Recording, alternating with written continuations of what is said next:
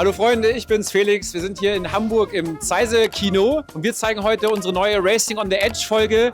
Wir haben hier heute einige Freunde, Journalisten, Teammitglieder hier und ich habe jetzt ein paar Fragen an die Leute. Wir gehen jetzt mal rein und gucken, was die Antworten sind. Paul, was kann SailGP besser als andere Sportarten? Natur, Geschwindigkeit und Action.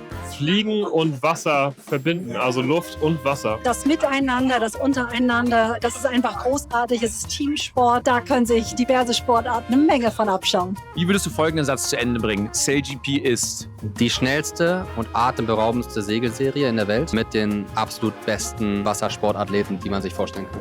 Unglaublich schnelles Racing auf Booten statt in Autos für mich. Die spannendste Art von Segeln, die ich mir im Moment vorstellen kann. Ist deiner Meinung nach F50-Segeln die komplexeste Sportart, die es zurzeit gibt? Ja, auf jeden Fall. Segeln gilt ohnehin schon als komplexeste Sportart und SailGP ist nochmal das Sahnehäubchen obendrauf. Ich finde sie unfassbar komplex, vor allen Dingen, wenn ich immer sehe, was ihr da für Daten rauslest. Also da hört es bei mir endgültig auf. Und was ihr aus dem natürlichen Bereich, also vom Segeln mit reinnehmen müsst, plus die technische Komponente, finde ich eine wahnsinnig starke Kombination. Hoch anspruchsvoll, hochtechnisch, super innovativ. Im Sinne der Teamarbeit, in Zusammenarbeit mit der Technologie und mit den Anforderungen, die das Segeln so mit sich bringt, auf jeden Fall eine der komplexesten Sportarten, die es gibt. Wenn ihr mal die Schwimms fragen, was sie da von Wassersport halten. Nicht so viel.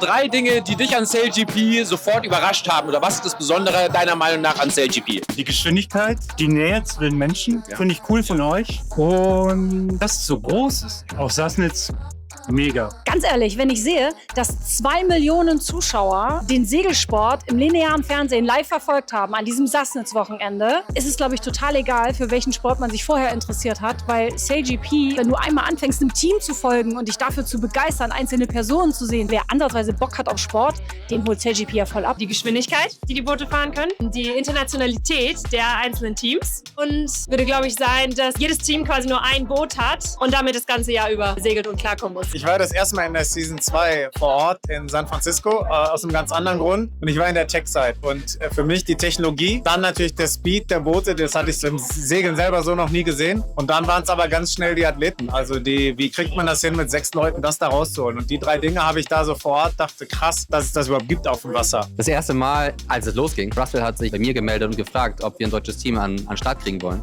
Direkt am Anfang. Und da haben wir noch gesagt, ja, wir haben noch eine Olympiakampagne, wir wollen in Tokio noch eine Medaille gewinnen. Wir sind super gern dabei als deutsches Team, aber wir haben nicht die Kapazität, das Projekt jetzt aufzusetzen. Dann ist er im Grunde mit Thomas Riedel in Kontakt gekommen, hat Thomas gefragt, ob er sich nicht vorstellen kann, das Projekt unter seine Fittiche zu nehmen. So ist der Ball ins Rollen gekommen. Welche 3 Tipps kannst du uns als Team mitgeben für die nächste Saison? Sich nicht unterkriegen lassen von Dingen, die man nur begrenzt beeinflussen kann. An euch selber glauben. Ich glaube, das Team ist die größte Stärke. Der Zusammenhalt, selbst die positive Energie beibehalten. Weitermachen, weitermachen, weitermachen. Wir werden alle anspruchsvoller. Dieses Jahr haben wir schon gedacht, es ist viel Druck. Ich glaube, im nächsten Jahr wird der Druck eigentlich noch größer, weil man dann auch weiß, dass man es ja auch schaffen kann und dabei so sich nicht zu verlieren, sondern irgendwie stay true und keep at it. Bleibt so, wie ihr seid. Im Sinne des Team Spirits, Improvement, weiter Fokus nach vorne, aufgeben ist keine Option. Das habe ich sehr an euch geschätzt. Und das nächste ist, ja, gewinnt halt einfach.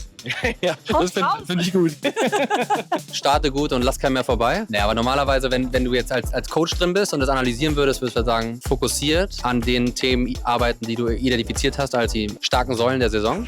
Wir haben ja relativ viele Themen aufgemacht und jetzt könnten wir ein paar auch wieder begraben und uns stärker fokussieren auf einzelne Themen. Start-Approach, was nehmen wir als Trainingsplattform zwischen den Events. Und ich würde wahrscheinlich als drittes sagen, Teamkultur bauen. Langfristig, wenn wir jetzt in 5-10 Jahreshorizonten gucken, dann da können wir was etablieren, was wirklich Bestand hat. Meine letzte Frage wäre, ich habe es gerade auf Instagram gesehen, wir haben gerade wirklich vor einer halben Stunde einen Award gewonnen von SailGP, der gewotet wurde, auch von euch wahrscheinlich. Und zwar, wir sind das Best Progress Team diese Saison. Würdest du dem zustimmen? Die zweite Hälfte der Saison auf jeden Fall. Gigantischer Progress. Wir sind auf jeden Fall mit dabei. Die Schweizer auch sehr stark gewesen. Ich würde auch sagen, die Engländer auf einem anderen Niveau. Aber von da, wo sie gestartet sind, in der Top 6 Position auf ein dominantes Team diese Saison, würde ich sagen, England hätte es auch verdient. Alle beide hätten es verdient. Aber bin natürlich froh, dass von uns abgestimmt wurde. Ja, I agree. Also auch vielen Dank für euch an die Votes. Vielen Dank an dich. Subscribe unseren Channel, liked, kommentiert. Wir feiern jetzt unseren Award noch und wünschen uns das Beste für Abu Dhabi. In 2 Wochen geht's los.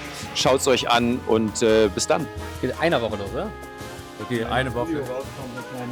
Das ist das Video, ja genau. Vor 3 Wochen war Abu Dhabi. Ihr könnt jetzt immer noch kommentieren.